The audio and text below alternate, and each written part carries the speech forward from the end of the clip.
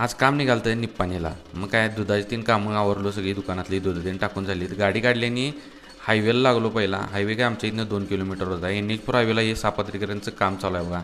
त्यामुळे गाडी चालवायला लई वैताग येतो बघा. निप्पाणीत एंट्री केली आणि कुठं पण जायचं असलं तर तुम्हाला ह्या चौकात नाही निप्पाणीचं जायला लागते. आणि ह्या चौकाचं नाव कमेंटमध्ये नक्की सांगा. आणि त्याच्यानंतर माझं काम होतं रजिस्टर ऑफिसला. तिथे गेलो. तिथलं काम होतं, एकदम महत्त्वाचं काम होतं ते आवरलं आणि तिथनं परत घराकडे निघालो. घरात येऊन गाडी लावतोय नाही लावतोय तोपर्यंत आणि दुसरं काम निघालो. कोल्हापूरला जाऊन जरा औषध आणायची होती.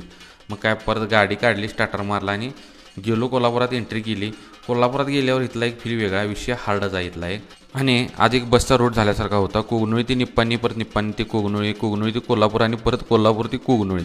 आणि इथं एक काम होतं, ते औषध घ्यायचं. केवढंसं दवाखाना आहे बघा. तिथं जाऊन औषध घेतलीत आणि परत घरला आलो. सगळी कामं आवडल्यात म्हणून खुश सनकरी एकदम आलो. भावानं व्हिडिओ आवडला असला तर लाईक करा आणि पेजला फॉलो करा पण विसरू नका.